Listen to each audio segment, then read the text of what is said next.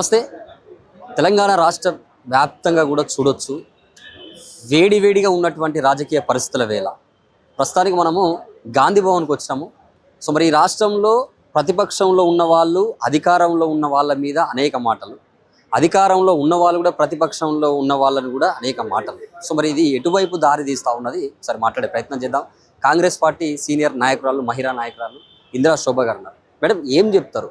Phone tapping కావాలనే చేస్తూ ఉన్నారు, అసలు మమ్మల్ని పగబట్టినట్టే చేస్తూ ఉన్నారని చెప్పేసి కేటీఆర్ అంటున్నటువంటి మాట. ఏం చెప్తారు?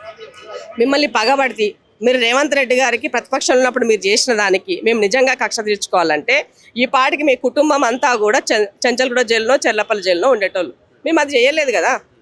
ఫోన్ ట్యాపింగ్ వ్యవహారంలో ప్రజల యొక్క హక్కును కాలరాసినటువంటి దుర్మార్గులను, కాలకేయులను మిమ్మల్ని ఇవాళ ఒక్కొక్కరిని విచారణ చేస్తున్నాం. ఆ విచారణలో ఏం తెలుతుందో దాన్ని బట్టి కదా శిక్ష ఉండేది.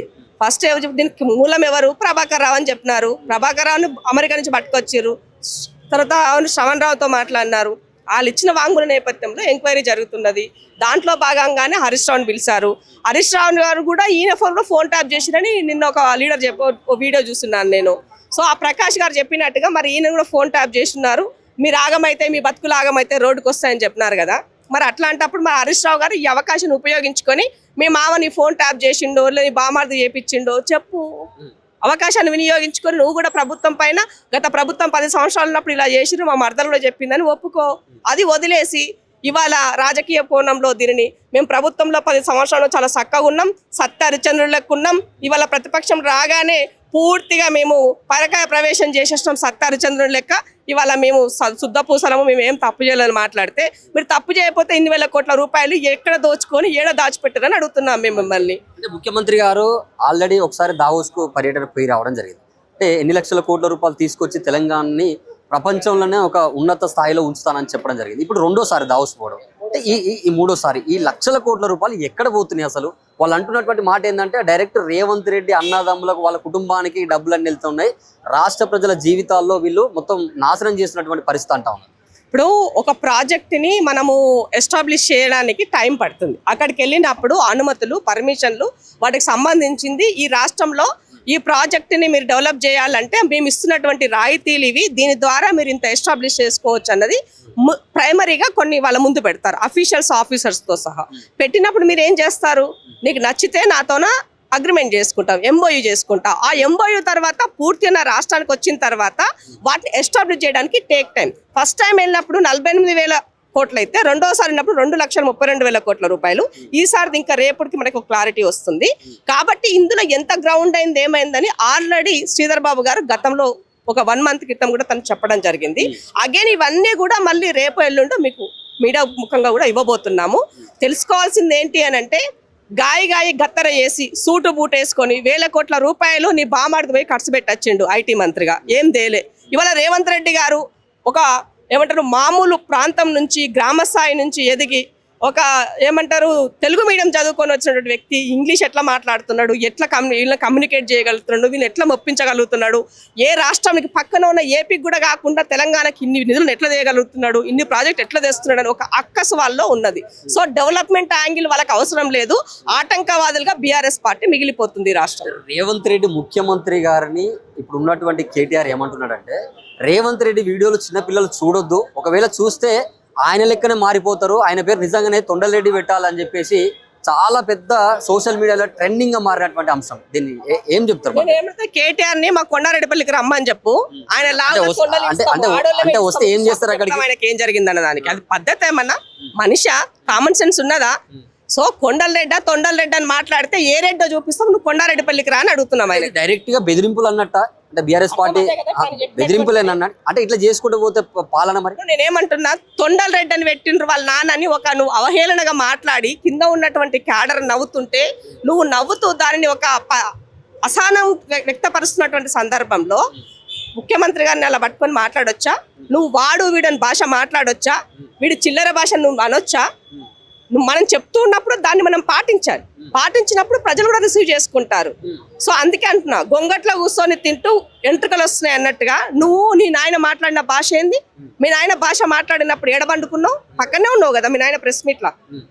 ప్రధానమంత్రి గారిని అట్లాగే ఎంపీ గారిని, కేంద్ర మంత్రి గారిని, ఈ రాష్ట్రంలో ఉన్న ఆనాడు పీసీ ప్రెసిడెంట్, ఈనాడు ముఖ్యమంత్రి రేవంత్ రెడ్డి గారిని, పలు నాయకులని మీరు మాట్లాడినటువంటి మీ నాయన ఇచ్చినటువంటి భాషను, ఆఫీషియల్స్ని మీ నాయన ఇచ్చినటువంటి భాషను మరి ఆ రోజు ఏమైంది మీ బుద్ధి అని అడుగుతున్నాను నేను. నీ కాన్వెంట్లో చదివిన బుద్ధి ఏమైంది? మీ నాయన 80,000 పుస్తకాలు చదివింది ఇందుకోసమైనా అడుగుతున్నాం మేము. మరి అది లేదా తెలివి లేదా?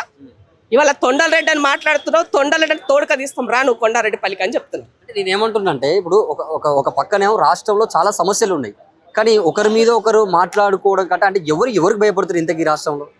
ఎవరికి భయపడాల్సిన అవసరం లేదు. పాలకపక్షము ప్రతిపక్షము రెండూ కూడా ప్రజలకు అవసరం. పాలకపక్షంగా నేను తప్పు చేస్తే ప్రతిపక్షంగా ఎత్తి చూపాల్సినటువంటి బాధ్యత నీ పైన ఉన్నది. ప్రజలకి జవాబుదారితనంగా ఉండాలి, అకౌంటబిలిటీగా ఉండాలి, ట్రాన్స్పరెంట్గా ఉండాలి. అది కావాల్సింది. ఒక ముఖ్యమంత్రి అయినా ప్రజలకి జవాబుదారితనంగా ఉంటున్నాడు. మరి ప్రధాన ప్రతిపక్ష నాయకుడిగా మీ నాయన జవాబుదారితనం ఏదని అడుగుతున్నాం మేము. ఫామ్ హౌస్ కి జవాబుదారిగా ఉన్నాడు, మీకు జవాబుదారిగా ఉన్నాడు, మీ కుటుంబానికి జవాబుదారిగా ఉన్నాడు. ఇవాళ ప్రజలకు లేడైనా గట్లాంటి వాళ్ళు ఆ పార్టీ వాళ్ళు మాట్లాడితే మేము స్పందించాలని అడుగుతున్నాం. ప్రజాపాలన ఎట్లుందంటే ఏం చెప్తారు? అంటే ప్రజల దగ్గరికి మీరు ఇచ్చినటువంటి హామీలు కావచ్చు, మీరు పెట్టినటువంటి ఏదైతే మేనిఫెస్టో పూర్తి స్థాయిలో అమలు కాలేదని చెప్పేసి ప్రధానంగా చర్చ. ప్రజాక్షేత్రంలో ప్రజాపాలన దళపతి రేవంత్ రెడ్డి గారు వచ్చిన తర్వాత మహాలక్ష్మి స్కీమ్ అయినా, 200 యూనిట్ల కరెంట్ అయినా, సన్న బువ్వ అయినా, రేషన్ కార్డులైనా, ఇవాళ జరిగేటువంటి ప్రతి అంశం నువ్వు ఏదైనా తీసుకో. రేవంత్ రెడ్డి గారు వచ్చినాక బ్రహ్మాండంగా ఉందని మాట్లాడుతారు. ఇవాళ హాస్పిటాలిటీ, ఎడ్యుకేషన్ నువ్వు ఒకసారి వెళ్ళి చూడు, గ్రౌండ్లో వెళ్ళి చూడండి. ఈ మైకులు ప్రతి కింద గ్రౌండ్లో పెట్టండి, ప్రజల దగ్గర నుంచి ఒపీనియన్ తీసుకోండి, ప్రభుత్వానికి చేరవేర్చండి. మీరు కూడా 4th ఎస్టేట్లో భాగమే కదా, మీడియా అంతా ఇవ్వండి. మాలో ఏమైనా తప్పు ఉంటే సరి చేసుకోవడానికి మేము సిద్ధంగా ఉన్నాం, మాకేం భేషజాలు లేవు. అలాంటిది వదిలేసి పొద్దున్న లేస్తే శాపనార్థాలు పిండి కాళ్ళ కట్టెలు పెట్టి వీళ్ళు ఇలా చేయకుంటే బాగుండు, ప్రజల దగ్గరికి పోకుంటే బాగుండు, ప్రజలకి పాలన చేయకుంటే బాగుండు. సో ఇవాళ మేము ఏం చేయకపోతే మొన్న బై ఎలక్షన్లో మేము గెలిచినామా? ఏం చేయకపోతే మొన్న లోకల్ బాడీ సర్పంచ్ ఎలక్షన్లో అన్ని స్థానాలు మేము సాధించుకోగలిగినామా? రేపు మున్సిపల్ ఎలక్షన్లో సాధించుకోబోతున్నాం. ప్రజలు అల్టిమేట్ అదే కదా తీర్పు, ఓటు ద్వారా ప్రజలు తీర్పునిస్తారు కదా. ఆ తీర్పులో మరి కాంగ్రెస్ పార్టీ ముందుంది కదా, కాంగ్రెస్ ప్రభుత్వం ముందుంది కదా. మరి అట్లాంటప్పుడు మరి మీకెందుకు? అందుకనే కేవలం ఈ రాష్ట్రంలో ప్రజలు సంతోషంగా ఉన్నారు, కానీ రాజకీయ పార్టీలు ప్రతిపక్షంలో ఉన్న వాళ్ళకి ఆ సంతోషం లేదు, అంతే తప్ప. ప్రధానంగా ఇప్పుడు కేటీఆర్ అంటున్నటువంటి మాట కావచ్చు, బీఆర్ఎస్ నేతలు, కీలక నేతలు కూడా అంటా ఉన్నారు, ముఖ్యమంత్రి ఎక్కడ పోయినా కూడా మేము ఇది కొత్త బడ్జెట్తో ఇది కడతాం అది కడతాం అని చెప్పేసి ప్రారంభం చేస్తారు, శంకుస్థాపన చేస్తారు, కానీ దాన్ని చివరి దాకా దాన్ని మొత్తం కూడా క్లియర్గా చేసేటటువంటి పరిస్థితి లేదు. అంతిమంగా మీరు ఇది చేసినామని చూపించేటటువంటి అవకాశం కనబడతలేదు. మరి ఏంది అసలు వీళ్ళు లక్షల కోట్ల రూపాయలు ఎక్కడ ఏం చేస్తున్నారు, ఎవరు జేబులో పోతున్నారు అంటున్నారు. 2 BHKలో మీరు తెచ్చినటువంటి శిలాఫలకాలు ఇంకా అట్లనే ఉన్నాయి. మీ నాయన అప్పుడు 2 BHK 2015లో మొదలు పెడితే ఆ 2 BHKలు మొన్న మీరు 10 సంవత్సరాలు అయిపోయినా కూడా మీరు ఏం చేయలే. మరి ఏమనాలా మిమ్మల్ని? మీరు ఇంకా దానికోసం నిధులు డబ్బులు 8 లక్షల కోట్ల అప్పు చేసి నువ్వు నాకేమి ఇచ్చినావు అడుగుతున్నాం. ఉద్యోగాలు మీరు ఇవ్వకపోతే వాళ్ళ మేము ఉద్యోగాలు ఇస్తున్నాం. మరి దానికి సంబంధించి వాళ్ళు ఎవరు చేస్తున్నారు? మేమే కదా చేసింది.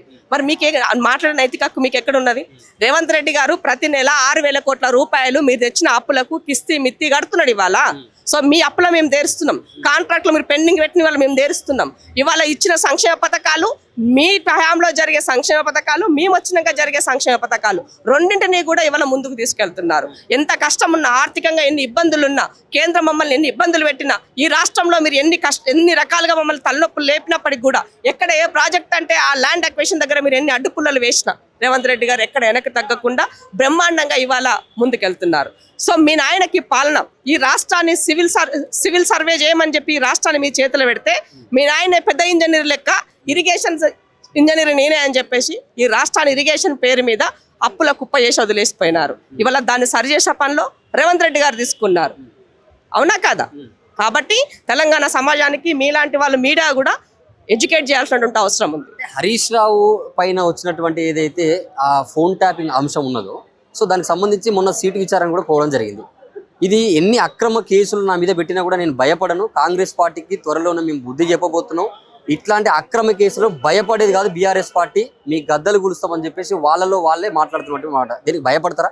అలా గద్దె కూల్చారు కాబట్టి కేసీఆర్ ముఖ్యమంత్రిగా దిగిపోయి రేవంత్ రెడ్డి గారిని గద్దెనెక్కిచ్చారు ప్రజలు. సో మీ గద్దెలను ఎప్పుడు ఎవరు కూల్చుతారో అనేది చూస్తున్నారు ప్రజలు. సో కాబట్టి ఎవరిని కూల్చాల్సిన అవసరం లేదు. ప్రజలు ఆశీర్వదిస్తే ఆటోమేటిక్గా వాళ్ళు నిలబెడతారు. ఇవాళ కాంగ్రెస్ ప్రభుత్వాన్ని తెలంగాణ ఇచ్చిన తర్వాత కాంగ్రెస్ ప్రభుత్వాన్ని ప్రజలు తెచ్చుకున్నారు. ఇచ్చిన మాట 100% నిలబెట్టుకుంటాం. నిలబెట్టుకోకపోతే రేపు ప్రజలు తీసుకుంటారు నిర్ణయం. మీరు మీరు కూల్చడానికి మీ చేత ఏమున్నది కూర్చోడానికి? ప్రజలు డిసైడ్ అయినారు కాబట్టి మిమ్మల్ని కూల్చున్నారు, అంతే కదా. కేసీఆర్ సచ్చేదాకా ఈయన ముఖ్యమంత్రి అని మాట్లాడుకున్నారు వాళ్ళు. మరి సావుజాలకు వచ్చే పరిస్థితి వచ్చింది ఇవాళ. పదవి కోసము అధికారం కోల్పోగానే ఇల్లు 4 ముక్కలు అయ్యింది. ఇది కనబడతలేదా?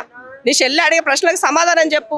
మీ పార్టీ నడపడము మీకు అయ్యకు శాత కాదని చెప్పింది, నీకు అసలే శాత కాదని చెప్పింది, నీ నాయకత్వంలో పని చేయనని చెప్పింది. ఇక మీరు ఎవరు చెప్తున్నారు ముచ్చట్లని అడుగుతున్నాం.